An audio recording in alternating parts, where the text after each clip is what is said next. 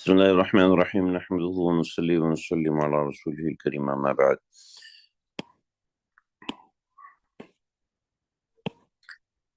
باب ما يستفتح به الصلاة من الدعاء. نماز کی شروع میں کون سی دعا پڑھی جائے؟ باب ما يستفتح به الصلاة من الدعاء.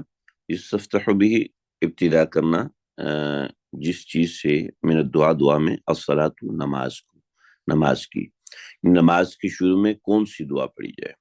بہت اہم باب ہے اور میں چاہوں گا کہ ہم یہ حدیث زبانی یاد کریں، اور اس حدیث کے الفاظ بہت زبردست ہیں، بڑی بہترین باتیں ہیں، اور میرے خیال میں ہر مسلمان کو یہ حدیث زبانی یاد ہونی چاہیے، اور ہر مسلمان کو پتہ ہونا چاہیے کہ نماز کی شروع میں کوئی ایک دعا نہیں ہوتی، کئی دعائیں ہوتی ہیں. تو کوشش کی جائے کہ یہ سب کی سب دعائیں ہمیں یاد ہوں. بنیادی طور پر دو دعائیں ہیں.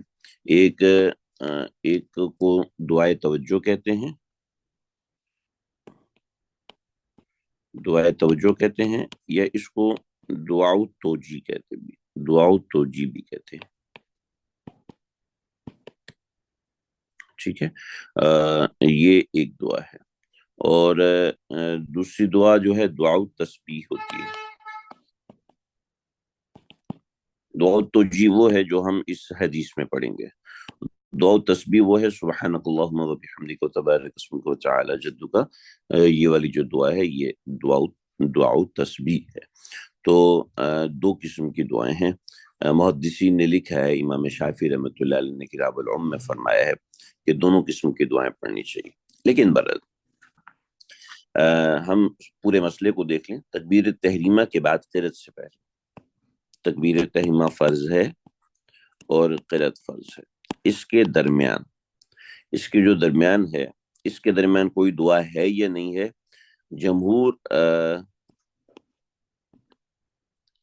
جمہور ائمہ ثلاثہ کہتے ہیں کہ دعا ہے. ٹھیک ہے، امام مالک کا مشہور قول یہ ہے کہ دعا نہیں. ٹھیک ہے، البتہ امام مالک کا جو غیر مشہور قول ہے اس کے مطابق دعا ہے، اور وہ کہتے ہیں کہ دعا پڑھنی مستحب ہے. فتح الباری ہے اور علامہ عینی کی عمدۃ القاری ہے، اس میں یہی لکھا ہوا اور یہی بات ہے.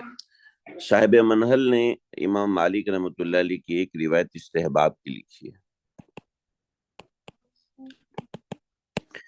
کہ امام مالک سے ایک روایت استحباب کی بھی ہے.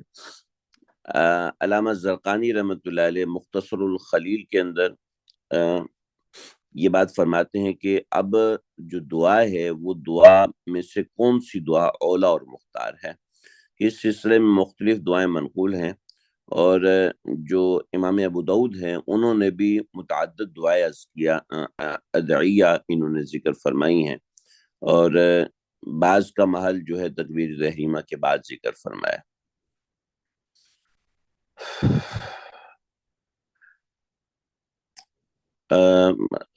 محدثین کے ہمارے اکابرین میں بڑے ہیں جبیر بن مطعم. ان کی حدیث کے مطابق بہت سی تکبیرات منقول ہیں، تکبیر بھی ایک نہیں. کہتے ہیں اللہ اکبر کبیرہ. یہ جبیر بن مطعم کہتے ہیں کہ جو تکبیرات پڑھی جائیں گی اس مقام پر دعائیں نہیں. دعا کی بجائے تکبیرات ہیں، اور وہ تکبیر کیا ہے؟ اللہ اکبر کبیرہ، الحمدللہ کثیرہ، سبحان اللہ بکرۃ و اصیلہ. وہ فرماتے ہیں تکبیر کے بعد یہ دعائیں پڑھی جائیں گی، یہ تکبیرات پڑھی جائیں گی. یہ جبیر بن مطعم کا قول ہے. ٹھیک ہے جی، جبیر بن مطعم کے مطابق یہ چیز ہے. لیکن اکثر حضرات ائمہ نے جو دعائیں ذکر فرمائی ہیں ان کے ہاں دو قسم کی دعائیں، دعا توجہ جس کو دعا توجیہ بھی کہتے ہیں اور دعا تسبیح بھی کہتے ہیں. جی یہ اس مقام پر یعنی تکبیر اور قرأت کے درمیان یہ مقام ہے. اس مقام پر کیا پڑھا جائے گا اس حوالے سے بات ہو رہی ہے. میں شاید شروع میں ہائی لائٹ نہیں کر سکا. یہ قرأت ہے اور یہ تکبیر ہے. اس کے درمیان میں جو خاموشی ہے، اس خاموشی کے اندر کیا پڑھا جائے گا یہ ساری بات اس کے مطابق ہے.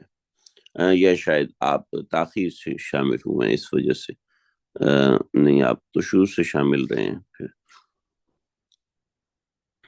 جی یہی بات ہے، ٹھیک ہے۔ لا الہ الا اللہ۔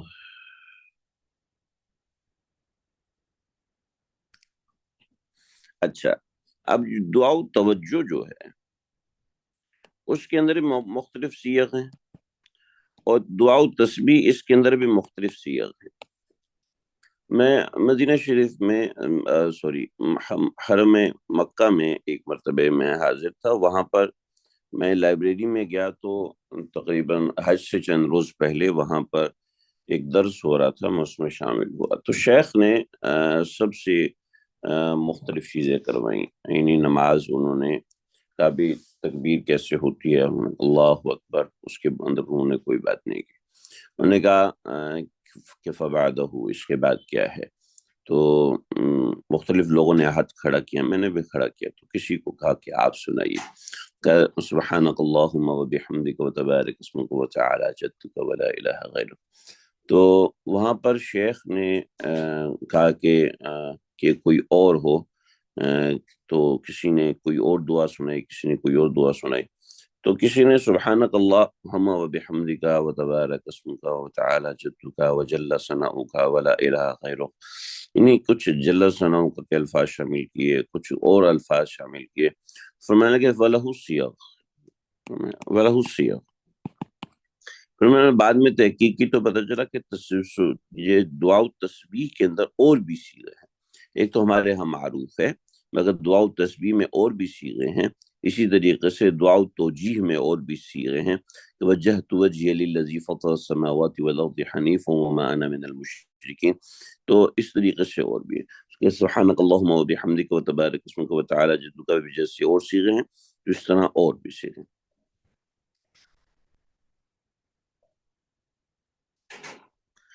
لا الہ الا اللہ۔ اچھا، ان دو کے علاوہ، یہ دو ہیں، ان دو کے علاوہ ایک اور دعا بھی ہے، میں چاہوں گا کہ ہم وہ دعا بھی یاد رکھیں۔ دعا توجیہ بھی ہم آج پڑھیں گے، دعا تسبیح ہم آگے کے اسباق میں انشاءاللہ پڑھیں گے، لیکن ایک اور دعا ہے، اللہم باعد بینی و بین خطایا کما باعدت بین المشرق والمغرب، اللہم نقنی من الخطایا کما ینقی الثوب الابیض من الدنس، اللہم اغسلنی بالثلج والماء والبرد۔ ایک اور یہ روایت بھی آتی ہے، میں اس کو گروپ میں شیئر کر دوں گا، میرے ذہن میں تھا کہ آگے یہ روایت آئے گی تو پھر ہم انشاءاللہ اس کو شامل کریں گے، لیکن اس سبق کے اندر یہ روایت شامل ہو جاتی تو بہت اچھا تھا۔ اللہم باعد بینی و بین خطایا کما باعدت بین المشرق والمغرب، اور اللہم نقی من الخطایا کما ینقی ثوب الابیض من الدنس، اللہم اغسلنی بالثلج والماء والبرد۔ یہ روایت ہے، انشاءاللہ میں اس کو لکھ کے بھیج دوں گا، ہم اس کو سبق میں شامل کریں۔ اس کو سمجھیں، حنفیہ اور حنابلہ یہ کہتے ہیں کہ سبحانک اللہ دعا تسبیح یہ اولا ہے۔ حافظ ابن القیم رحمۃ اللہ علیہ نے زاد المعاد کے اندر لکھا ہے کہ امام احمد فرماتے ہیں لعشرۃ وجوہ، 10 وجوہات کی بنیاد پر یہ دعا افضل ہے۔ فرماتے ہیں ہمارے پاس 10 وجوہات ہے جس کی وجہ سے یہ دعا افضل ہے، اور وہ 10 وجوہات کیا ہے میں نکال نہیں سکا، انشاءاللہ اس کو دیکھیں گے۔ امام شافعی رحمۃ اللہ فرماتے ہیں دعا توجیہ، امام شافعی دعا توجیہ یہ افضل۔ امام مالک کا تو ظاہر بات ہے وہ فرماتے ہیں کچھ بھی مستحب نہیں ہے، ایک قول کے مطابق جو ان کا صحیح قول ہے۔ ٹھیک، امام شافعی رحمۃ اللہ نے کتاب الام میں اس کو لکھا ہے، بزل میں مزنی نے امام شافعی سے اسی بات کو نقل کیا ہے کہ یہ روایت افضل ہے، یعنی جو دعا تسبیح دعا توجیہ جو ہے ہمارے آگے کے سبق میں آ رہی ہے، ابھی ہم جس روایت کو پڑھیں گے وجہت وجہی للذی فطر السماوات والارض حنیفا وما انا من المشرکین، تو یہ جو روایت یہ آگے آ رہی ہے، امام شافعی رحمۃ اللہ علیہ فرماتے ہیں یہ توجیہ ہے۔ امام شافعی کے علاوہ امام ابو یوسف رحمۃ اللہ علیہ وہ فرماتے ہیں کہ دعا توجیہ یہی افضل ہے اور یہی دعا توجیہ ہونی چاہیے۔ یا امام شافعی اور امام ابو یوسف ایک بات فرماتے ہیں کہ دعا توجیہ اور ثنا ان دونوں کو پڑھ لیا جائے، ان دونوں کو پڑھ لیا جائے۔ اور امام شافعی رحمۃ اللہ علیہ کے حوالے سے جو روایت ہے المصلیات بالاذکار کلھا فی الفریضۃ والنافلہ، کہ امام شافعی فرماتے ہیں کہ مصلی کو چاہیے کہ تمام کے تمام اذکار نافلہ فریضہ سب کے اندر لے کر آئے۔ امام ابو یوسف فرماتے ہیں کہ بہتر ہے کہ نافلہ میں لے کر آئے، فرائض میں کم سے کم ہوں۔ چنانچہ دعا توجیہ فرماتے ہیں کہ وجہت وجہ للذی فطر السماوات والارض حنیفا وما انا من المشرکین، یہیں تک شامل کرے، اس سے اوپر شامل نہ کرے۔ لیکن امام ابو یوسف اس بات کے قائل ہیں کہ سبحانک اللہم وبحمدک وتبارک اسمک وتعالی جدک ولا الہ غیرک، اس سے پہلے وجہت وجہ للذی فطر السماوات والارض حنیفا وما انا من المشرکین کو کرے۔ اور ایک اور روایت میں نے پڑھی تھی اس کے حوالے سے کہ امام ابو یوسف فرماتے وجہت وجہ للذی فطر السماوات والارض حنیفا، یہ نماز سے پہلے پڑھ لے اور نماز شروع کرتے وقت سبحانک اللہم وبحمدک پڑھ لے، تو یہ امام شافعی رحمۃ اللہ علیہ کا بھی یہ قول ہے کہ دونوں کہتے ہیں ساجی کے اندر، ونقل الساجی یعنی شافعی علی استحباب الجمع بین توجیہ و تسبیح، کہ توجیہ و تسبیح دونوں کے درمیان دونوں کو جمع کر لیا جائے تو یہ زیادہ بہتر ہے، کیونکہ بعض روایت میں وہ آیا، بعض روایت میں یہ آیا، اور نماز ایسا عمل ہے کہ جس میں سب چیزوں کو جمع کیا جائے گا۔ امید ہے موٹی موٹی بات آپ کو سمجھ میں آ گئی ہوگی۔ اب ہم جب روایت پڑھیں گے تو اس کے اندر انشاءاللہ مکمل بات بھی سمجھ میں آ جائے گی۔ چلے جی انشاءاللہ بسم اللہ کرتے ہیں، روایت پڑھتے ہیں۔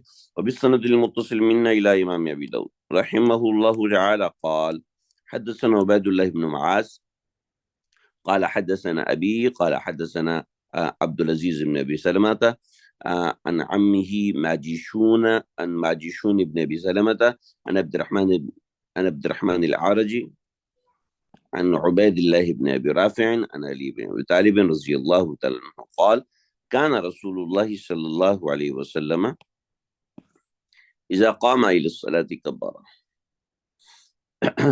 رسول اللہ صلی اللہ علیہ وسلم جب نماز کی تکبیر کہتے، قام الى الصلاة جب نماز کے لیے کھڑے ہوتے تو تکبیر کہتے، ثم قال پھر آپ یہ بات فرماتے، دعا پڑھتے وجہت وجہی للذی فطر السماوات والارض حنیفا مسلما، دیکھیں یہ الفاظ دوسرے، حنیفاً مسلمہ اس روایت میں، حنیفاً دوسری روایت میں، ٹھیک ہے۔ وجہت وجہیہ میں اپنے چہرے کو سیدھا کرتا ہوں، للذی زائد کی طرف فطر السماوات والارض حنیفاً، جس نے آسمان اور زمین کو سیدھا پیدا کیا، مسلماً اور آسمان اور زمین کو پیدا کیا، حنیفاً اس کا تابعدار ہو کر، مسلماً اور اس کے سامنے سرنگوں ہو کے، وما انا من المشرکین اور میں مشرکین میں سے نہیں ہوں۔ ان صلاتی بے شک میری نماز، ونسکی اور میرا روزہ رکھنا، ومحیایا اور میرا زندہ رہنا، ومماتی اور میرا مرنا، للہ رب العالمین اللہ رب العالمین کے لیے ہے، لا شریک لہ اس کا کوئی شریک نہیں، وبذالک امرت اور مجھے اسی کا حکم دیا گیا ہے، وبذالک امرت مجھے اسی کا حکم دیا گیا، وانا اول المسلمین اور انا اول المسلمین اور میں پہلا مسلمان ہوں، میں اولین اطاعت گزاروں میں سے ہوں۔ اس کے حوالے سے تھوڑی سی بات ہے، ذرا سمجھ لیجیے۔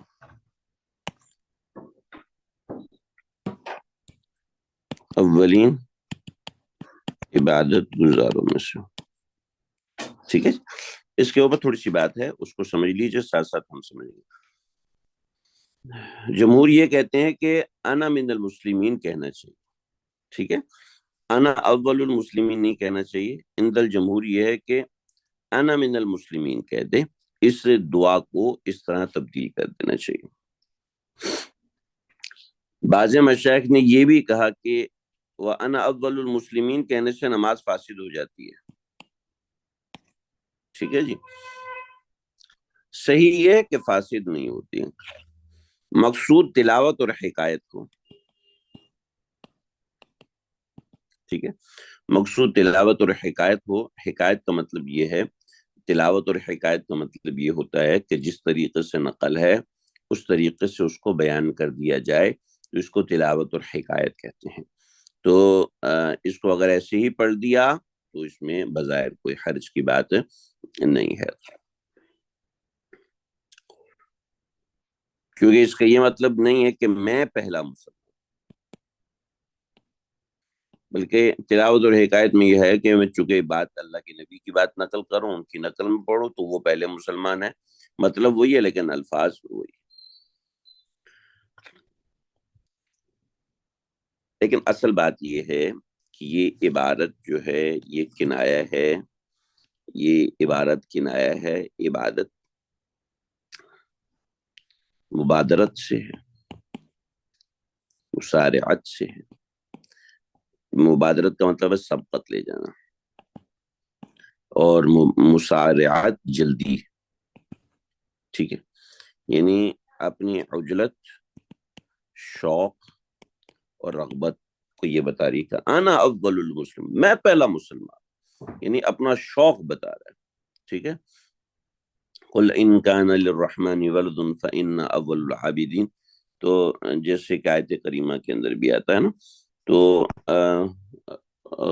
وجعلنا للمتقین اماما، اب سب لوگ ہی امام بن جائیں گے تو پھر مقتدی کون ہوگا جی؟ تو لیکن وہاں پر شوق ہے، مسارعت ہے، مبادرت ہے، یعنی تیزی دکھانا ہے۔ یہ نئے الفاظ میں بول دیتا ہوں تاکہ ہمیں سمجھ میں آئے، تاکہ ہم ان الفاظ سے یوزڈ ہوں، ان الفاظ کی ہمیں سمجھ آئے کہ بھی اس طرح کے الفاظ چونکہ مصطلحین نے استعمال کیے ہیں، مبلغین اور علماء نے استعمال کیے ہیں، تو ہمیں اس کا یوزڈ ہونا چاہیے۔ اب دیکھیے کتنی زبردست اور شاندار دعا ہے، آگے دیکھتے ہیں۔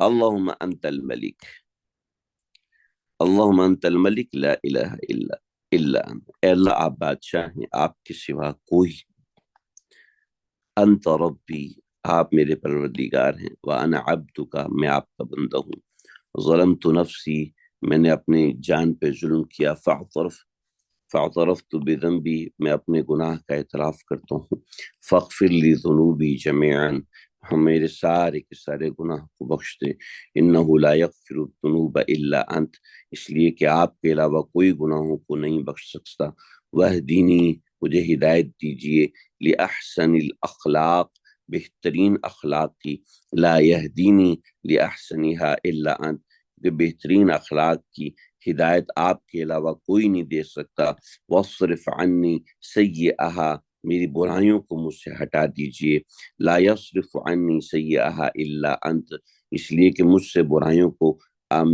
آپ کے علاوہ کوئی بھی نہیں ہٹا سکتا، لبیک، میں حاضر، وسعدیک، وہ خدمت گزار کے ساتھ حاضر، والخیر کلہ فی یدیک، خیر تمام کی تمام آپ کے ہاتھ میں، والشر لیس الیک، اور شر آپ کی طرف سے نہیں، شر آپ کی طرف سے نہیں ہے۔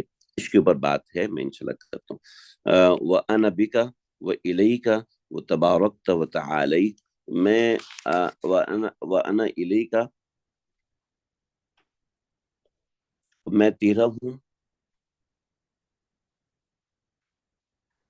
کہاں چلے گئے، وَأَنَا بِكَ، میں تیرا ہوں، وَإِلَيْكَ، اور میں تیرا، اور میرا ٹھکانہ تیری ہی طرف ہے، وَإِلَيْكَ تَبَارَكْتَ وَتَعَالَيْتَ، اور تیری ہی طرف سے برکتیں ہیں اور تیری ہی طرف سے رفعاتیں ہیں، وَأَنَا إِلَيْكَ، اور میں، وَأَنَا بِكَ، میں آپ کا ہوں، وَإِلَيْكَ تَبَارَكْتَ وَتَعَالَيْتَ، اور آپ ہی کی طرف سے برکتیں ہیں اور آپ کی طرف سے ہی اونچائیاں ہیں۔ ہمارے نسخوں کے اندر، ہاں ٹھیک ہے، یہی ہے، استغفرک و اتوب الیک، استغفرک، میں آپ سے معافی مانگتا ہوں، و اتوب الیک، میں تجھ سے مغفرت چاہتا ہوں اور تیری ہی جانب تائب ہوتا ہوں۔ یہاں تک بات ہوگی، اس کے بعد اگلی لائن میں آنا چاہیے تھا، جیسا کہ ہمارے نسخوں میں موجود ہے، مکتبۃ البشرا کے نسخوں میں موجود ہے، وَإِذَا رَكَعَ، اور جب رکوع فرماتے۔ اب دیکھیے کتنی اہم اور مزے کی دعا ہے،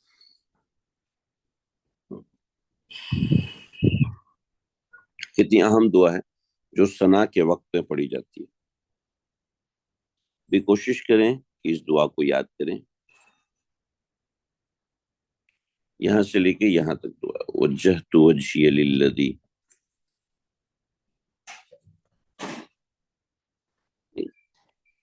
یہ اہم ترین دعا ہے. کوشش کریں کہ ثنا کے موقع پر ثنا بھی پڑھیں اور اس دعا کو بھی پڑھیں اور اس کو یاد کریں، زبانی یاد کریں، اور 3-4 دفعہ نماز میں پریکٹس ہوگی تو انشاءاللہ فائدہ ہوگا. اور اس کو سمجھیں، یعنی یہ مکمل دعا ہے، بڑی زبردست ہے. البتہ والشر لیس الیک، اور شر آپ کی طرف سے نہیں ہے. اس کے اندر ایک اشکال، اہل سنت والجماعت کا عقیدہ ہے کہ خیر و شر سب اللہ کی طرف سے ہوتا ہے. تو خیر و شر اللہ کی طرف سے ہوتا ہے، تو معتزلہ کا مسلک ہے کہ شر غیر اللہ کی طرف سے ہوتا ہے، خیر اللہ کی طرف سے ہوتا ہے. ٹھیک ہے. اب حناف کا عقیدہ یہ، اصل میں بات یہ ہے کہ یہاں پر جو مراد ہے الشر لیس الیک، یہ مسئلہ یہ ہے کہ الشر لیس شر بالنسبت الیک، یعنی اللہ کی طرف سے جو شر کی نسبت کرنا ہے وہ ادباً نہیں کیا جاتا. ٹھیک ہے. یعنی الشر لیس مما یقترب به الیک، یعنی اے خدا شر کے ذریعے تیرا قرب حاصل نہیں کیا جا سکتا، یہ مراد ہے. یہ حضرات محدثین نے ایک جملہ لکھا ہے کہ الشر لیس مما یقترب به الیک، یعنی اس کا یہ مطلب ہے کہ شر کے ذریعے سے آپ کا وہ نہیں ہو سکتا. لیکن اصل بات یہ ہے کہ شر کی نسبت اللہ کی طرف کرنا، شر کی نسبت اللہ کی طرف کرنا یہ پسندیدہ نہیں، ادب کے خلاف ہے.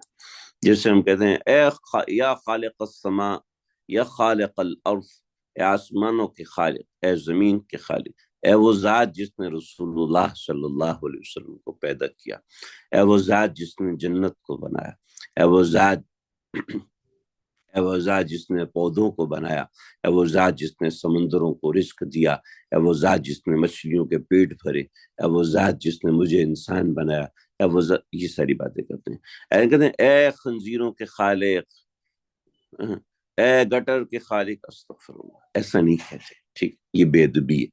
ٹھیک ہے. تو جب کسی کو پکارا جاتا ہے تو اچھے الفاظ پر جو محترم ہوتا ہے. حالانکہ خنازیر اور جانور، برے جانور، سانپ، یہ سب اللہ نے پیدا فرمائے، زہر بھی اللہ نے پیدا فرمائے، آگ بھی اللہ نے پیدا فرمائی. تو یہ خلاف ادب ہے جب انسان تخاطب کرے. چنانچہ حضرت ایوب علیہ السلام نے جو دعا کی، وَإِذَا مَرِضْتُ فَهُوَ يَشْفِينِ، جب میں بیمار ہوتا ہوں، وَإِذَا مَرِضْتُ، مرض کی نسبت اپنی طرف فرمائی، وَإِذَا مَرِضْتُ فَهُوَ يَشْفِينِ، جب میں بیمار ہوتا ہوں تو وہ مجھے شفا دیتے ہیں، جب میں بیمار ہوتا ہوں تو وہ مجھے شفا دیتے ہیں. تو وَإِذَا مَرِضْتُ فَهُوَ يَشْفِينِ، تو اس سے یہ سمجھ میں آتا ہے کہ حالانکہ بیماری تو من جانب اللہ ہوتی ہے، اللہ ہی بیمار کرتے ہیں اور اللہ ہی تندرست فرماتے ہیں، لیکن یہ سمجھایا گیا کہ وَالشَّرُ لَيْسَ إِلَيْكَ کا مطلب یہ ہے کہ اللہ کی طرف اس برائی کی نسبت نہیں، ورنہ ایسا نہیں کہ یہ معتزلہ کے عقیدے کے مطابق ہے.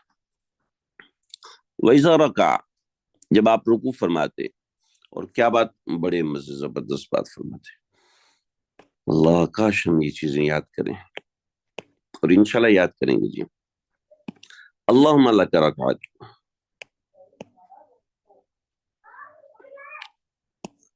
اللہم لک رکعت، اے اللہ میں تیرے لیے رکوع کیا، وبک آمنت، اور میں تجھ پر ایمان لایا، ولک اسلمت، اور میں تیرا مطیع ہوا، وخشع لک سمعی، وخشع لک سمعی، اور عاجزی کا اظہار کرتے ہیں آپ کے سامنے، سمعی میرے کان، وبصری میری آنکھ، ومخی اور میری ہڈیاں، ومخی اور مخی میرا گودا، وعظامی میری ہڈیاں، وعصبی اور میرے پٹھے، میری ہڈیاں، میرا گودا، میرے پٹھے، یہ سارے تیرے سامنے عاجزی کا اظہار کرتے ہیں. اوہ سبحان اللہ، کیا خوبصورت دعا ہے. اس کے بعد پتہ سبحان ربی العظیم، سبحان ربی العظیم، سبحان ربی العظیم. وَإِذَا رَفَعَ، جب آپ اٹھتے تو قال، فرماتے سمی اللہ لمن حمدہ، سمی اللہ، سن لی بات اللہ نے، اس کو کہتے ہیں سن لی بات اللہ نے، لمن حمدہ، جس کی حمد ہے اسی نے سنی. ربنا، اے ہمارے پروردگار، ولک الحمد، اور آپ کے لیے تعریفیں. کتنی تعریفیں؟ مل السماوات، آسمان بھر کے، والارض، زمین بھر کے، ومل ما بینہما، اور جو ان دونوں کے درمیان ہے وہ سب بھر کے، ومل ما شئت من شیء بعد، اور ہر وہ چیز بھر کے جس چیز کو آپ چاہیں، یہاں اس کے بعد اس چیز کے بھراؤ کے برابر جو آپ چاہیں، یعنی جتنا آپ چاہیں اتنی آپ کی تعریف. وَإِذَا سَجَدَ، جب آپ سجدہ فرماتے تو فرماتے اللہم لک سجدت وبک آمنت ولک اسلمت، اللہ میں نے آپ کو سجدہ کیا، میں آپ پر ایمان لایا، میں آپ پر ایمان لایا، میں آپ کا مطیع ہوا. سجد وجہی، میرے چہرے نے آپ کو سجدہ کیا. للذی، اس آپ کو یعنی اس ذات کو، سجد وجہی، میرے چہرے نے سجدہ کیا، للذی، اس ذات کو، خلقہ، جس نے اس کو پیدا کیا، وصورہ، اس کی صورت بنائی، فاحسن، اور بہترین صورت بنائی. اللہ اکبر کبیر. فاحسن صورتہ، اور اس کی صورت کو بہترین بنایا.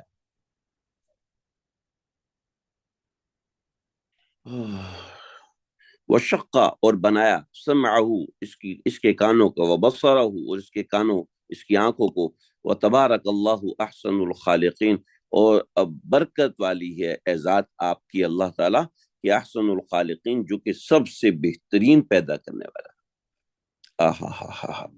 وَإِذَا سَلَّمَ، جب سلم الصلاۃ، جب وہ نماز کا سلام پھرتے تو کہتے اللہم اغفر لی ما قدمت وما اخرت، معاف کر دیجئے میں نے جو آگے بھیجا، وما اخرت، جو میں نے پیچھے چھوڑا، وما اسررت، جو میں نے چھپایا، وما اعلنت، جو میں نے ظاہر کیا، وما اسرفت، اور جو میں نے اسراف کیا، جو میں حد سے بڑا رہا، وما انت عالم به منی، اور جن باتوں کا تو مجھ سے زیادہ باخبر ہے. انت المقدم، آپ پہلے ہیں، والمؤخر، آپ بعد میں. لا الہ الا انت، آپ کے سوا کوئی نہیں معبود، آپ کے سوا کوئی معبود نہیں. کیا زبردست حدیث ہے، کیا ہی بہترین سبق ہے یہ. کوشش کریں کہ اس حدیث کو زبانی یاد کریں کہ جب سجدہ کرتے تو کیا کرتے، جب سجدہ کرتے تو کیا ہوتا، جب سجدہ کرتے تو یہ دعا پڑھتے، جب سلام پھیرتے تو اللہم اغفر لی ما قدمت وما اخرت وما اسررت وما علنت وما اسرفت وما انت اعلم به منی انت المقدم والمؤخر لا الہ الا انت. اور جب سجدہ فرماتے تو سجدہ فرمانے کے ساتھ آپ جو دعا پڑھتے اللہم لک سجدت وبک آمنت ولک اسلمت سجد وجہی خلقہ وصورہ فاحسن صورتہ وشق سمعہ وبصرہ وتبارک اللہ احسن الخالقین. یہ پڑھتے. اور جب رکوع فرماتے تو یہ دعا اللہم لک رکعت وبک آمنت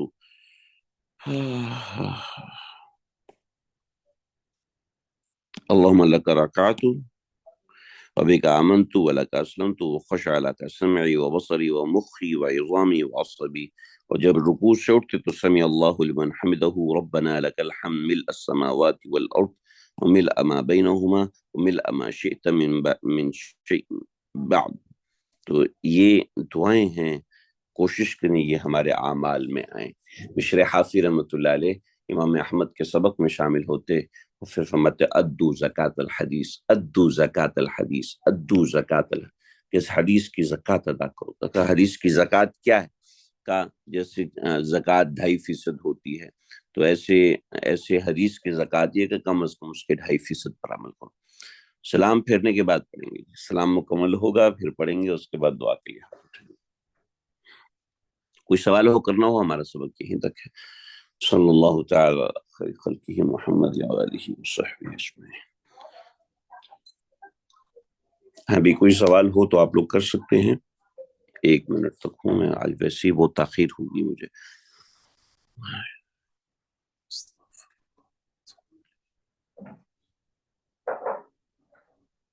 پر ہمارے ہاں عام طور پر یہ دعائیں فرضوں میں نہیں پڑھی جاتی ہیں، بلکہ فرض میں مختصر کیا جاتا ہے.